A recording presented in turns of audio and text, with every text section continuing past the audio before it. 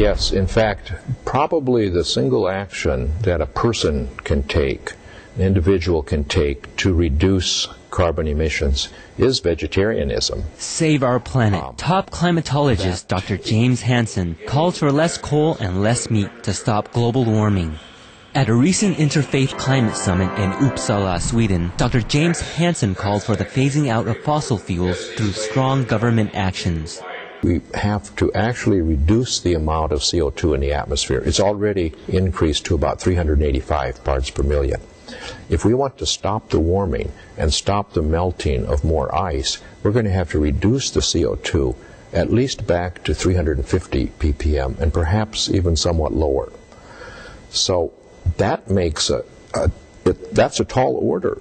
It requires phasing out the coal emissions, but it also means that we're going to need to improve our agricultural and forestry practices. Like many scientists have affirmed, eliminating carbon-based fuels will have far-reaching benefits on the economy as well as the health of the planet and its inhabitants.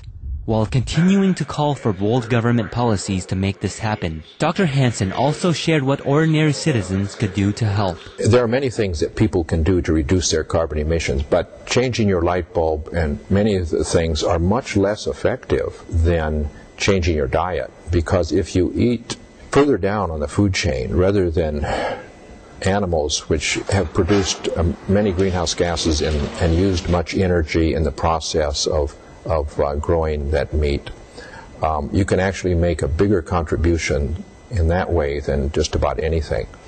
So that's, in terms of individual action, is perhaps the best thing you can do. We join you, Dr. Hansen, in your call to leaders and citizens to preserve our earthly home. And thank you for continuing to be a voice of courageous and constructive actions, including the shift toward the plant-based diet. May the environment be restored for all the future generations to come. My message to you is be veg, go green, save the planet.